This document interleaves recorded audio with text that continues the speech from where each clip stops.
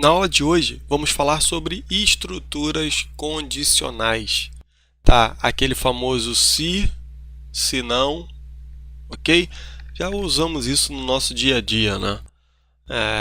Se a idade for maior ou igual a 18, permitir assistir o conteúdo. Se não, mostrar um alerta indicando que não é possível acessar o conteúdo. Isso é um tipo de problema clássico que você resolveria com o if, né? Então, antes de começarmos, vamos falar um pouquinho sobre blocos, tá? Dentro do JavaScript, e acredito que a maioria das linguagens derivadas do C, né, estilo C, elas definem um bloco com um abre e fecha chave, tá? Então, eu posso chegar aqui e declarar uma variável. Vou declarar aqui idade 18. Ok, posso fazer um incremento aqui, se for o caso. Enfim, posso colocar o código que eu quiser aqui dentro. E aqui embaixo eu prossigo com o nome. E vamos colocar aqui Jonathan.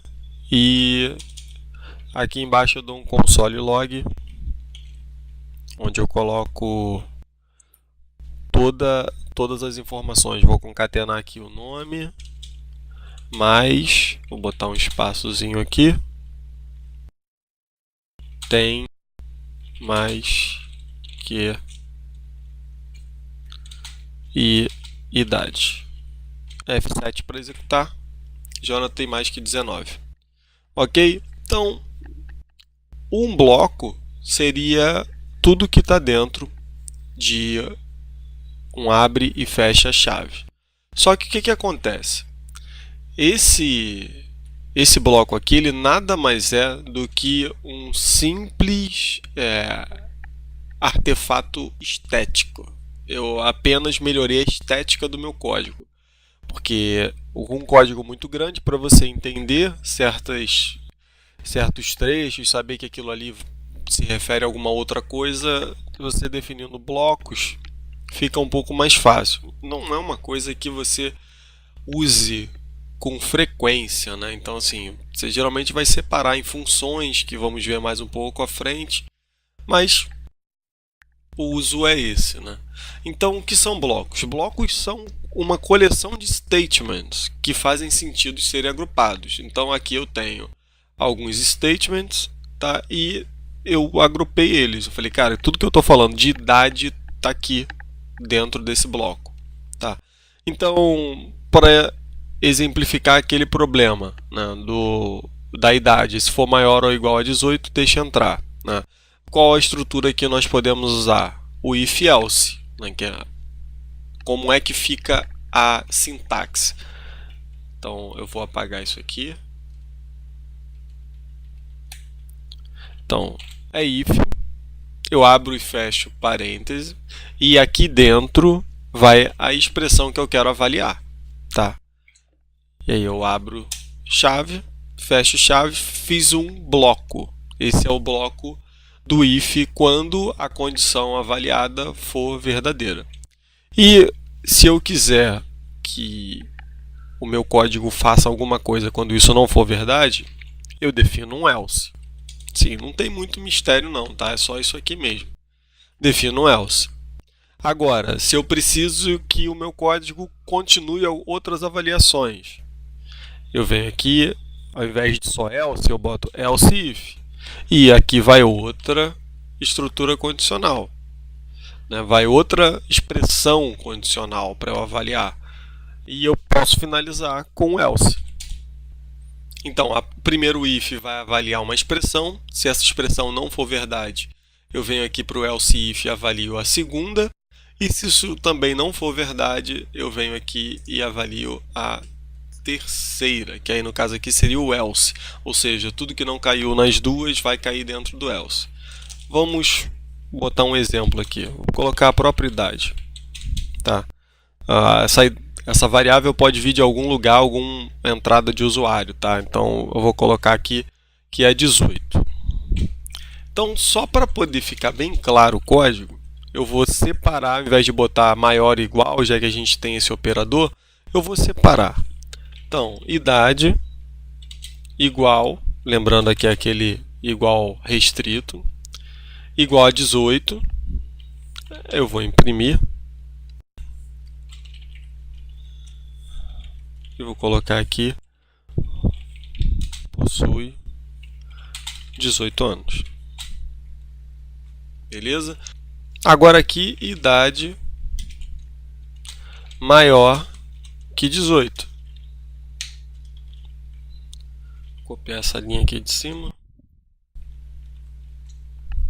Possui mais que 18 anos. E por último, quando não atingir, ou seja, quando ele for menor que 18, não possui 18 anos ainda. Vou mandar executar aqui. Então, com 18, cai lá na primeira. Possui 18 anos. Vou colocar aqui 19. Possui mais que 18. Agora 17. Não possui 18 anos ainda. Então, esse é o funcionamento do if, tá? Se eu quisesse simplificar isso aqui, eu colocaria o maior ou igual, e aí eu só teria um if e um else. Botei só esse outro para ficar um pouco mais fácil de vocês entenderem. Agora, tem um conceito dentro de JavaScript que vocês vão ver muito, tá? Que é uma variável tipo isso daqui. Só isso, tá? Seria a própria variável sem nenhum operador de comparação. E por que isso funciona? Existe um conceito chamado false dentro de JavaScript. E o que isso significa? Significa que outros valores também assumem o papel de false, tá? Quando avaliados em estruturas condicionais. E quais são elas? Vamos lá. Eu boto idade igual a 0. Tá? Vou colocar aqui o else. E aí eu dou um console log.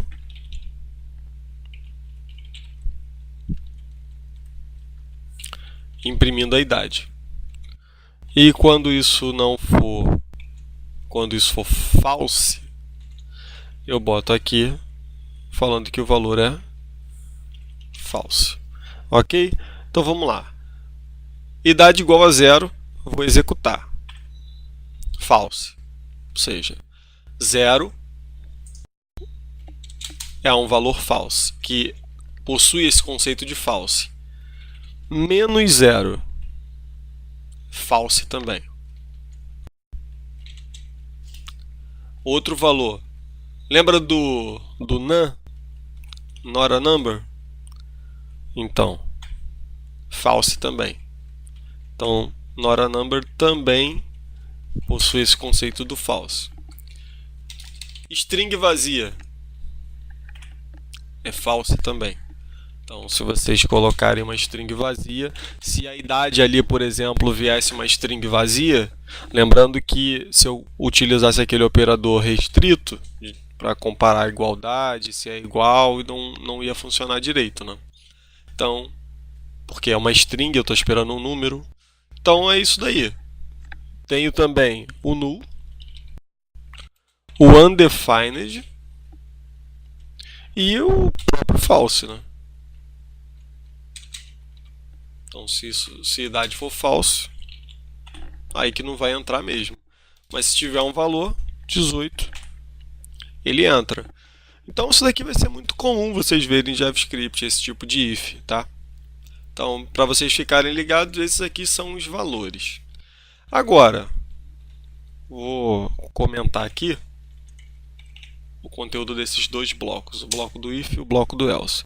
Tem uma outra estrutura que eu vou falar aqui bem rapidinho, que eu acho que no módulo 2 vai fazer mais sentido a gente entrar a fundo nela, que é o switch case. Então, como é formado o switch case, que é uma outra estrutura condicional, tá? Aqui eu recebo um valor, tá? Aí eu abro aqui o meu bloco, então significa que eu tenho um bloco ali dentro do switch. E aí eu tenho aqui case, declaro essa palavra-chave aqui case, e eu passo o valor. Então aqui eu boto 18, tá? Coloco 2 pontos, tá? E boto aqui um console log também. Possui 18 anos. E aí eu venho aqui, ó, minha idade já está 18, coloco aqui 18. Desculpa, coloco aqui idade e executo aqui com F7. Possui 18 anos. Então ele avalia o que está aqui, né? Ele pega a idade e vai aplicando os casos. Aqui tem um conceito que nesse caso não faz lá muito sentido você usar o switch case. Faria mais sentido você usar com nomes, né? Então aqui eu até poderia chegar e falar isso aqui, ó. Idade. Acredito que vocês não viram muito essa parte para quem já programou, tá? Maior ou igual, botar igual direto. Igual a 18. E aqui eu boto true para ele sempre entrar. E aí eu mando executar. Possui 18 anos. Não é um modelo muito comum, mas é possível a implementação de ranges com o switch, tá? Mas vamos lá. Vamos usar um nome aqui. Declarar uma variável aqui em cima, nome. E vou botar aqui Jonathan. Aí aqui eu passo o nome, que é a variável, né? É o valor que eu vou fazer os testes dentro do meu case. Então aqui eu escrevo o que eu estou esperando. Aí eu posso colocar uma mensagem aqui, ó. Aí para ficar mais dinâmico, eu boto aqui a variável nome. Executo. É o Jonathan. Então, se eu altero aqui, boto qualquer caractere que seja, ele não entrou em lugar nenhum. E para os casos onde não entra em lugar nenhum, eu tenho o default, tá? Default 2 pontos. Aí boto aqui um console log. Não possui referência. Aí ele entra aqui, não possui referência. Eu poderia também ter uma outra estrutura, vou só copiar o case aqui para ficar mais rápido. Onde teria Maria. Tá ok? Aqui o código está duplicado, tá? Mas não se apeguem muito a isso não. Depois a gente trataria isso de uma forma melhor, só para ilustrar o exemplo. Aí eu executo aqui, não possui referência, coloco aqui. Olha o que vai acontecer agora. Coloquei Jonathan, ele teria que entrar aqui, certo? Mas olha só o que vai acontecer. É o Jonathan. Ele entrou aqui e entrou aqui também. Tá, então vou até botar aqui o nome para ficar melhor para ver, porque dinâmico ali ficou igual. Só para vocês verem o que acontece quando você não bota uma palavrinha-chave. Então, é o Jonathan, é a Maria. Então, meu código se comportou de forma errada. Isso é uma coisa que vocês têm que ter atenção quando for trabalhar com switch case. Quando eu termino todos os meus statements que se referem a esse case aqui, no caso Jonathan, eu preciso colocar um break, tá? Então eu tenho que botar um break aqui para poder. Eu vou botar um abre e fecha chave aqui só para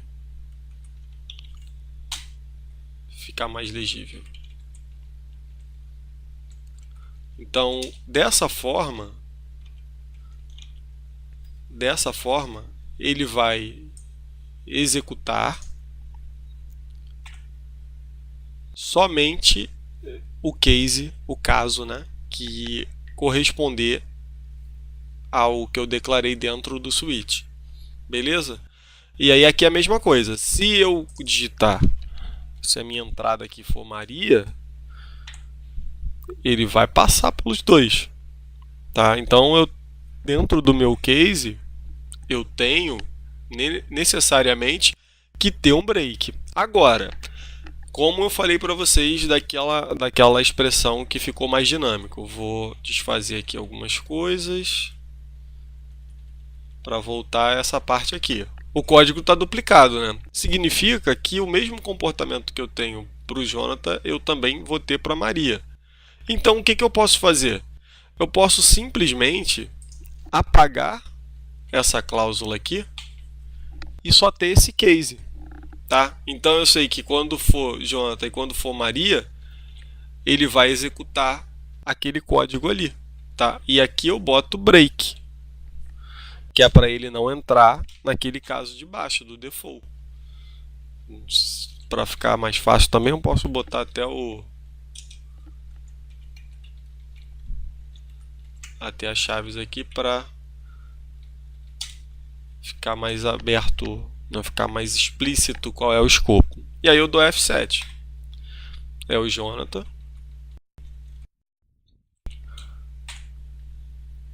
Opa. Aqui ficou com um problema no artigo, né? Mas vocês entenderam qual é a ideia.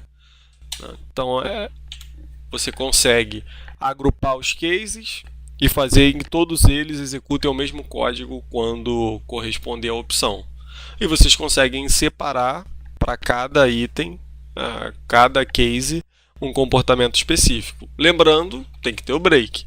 Tá? E quando você tem um comportamento padrão para quem não está cadastrado, você usa o default. Beleza? Então esse aqui é um exemplo que é bem interessante vocês testarem, né? Vocês fazerem algumas brincadeiras, criarem alguns exemplos na cabeça. E para já facilitar nas próximas, que no final do módulo, estamos chegando já no final desse módulo de JavaScript, do módulo 1, nós vamos fazer um desafio, que vai ser a construção de um pequeno sistema. Tá? Pequeno mesmo, mas para trabalhar tudo que foi abordado. Então é bom vocês já irem brincando com isso daqui, tendo bem fixos os conceitos de if else. E pode ser caso queiram usar o switch também, não tem problema. Tá? Para quando chegarem no desafio não sentirem tanta dificuldade. Beleza? Então por hoje é só, pessoal. Até breve.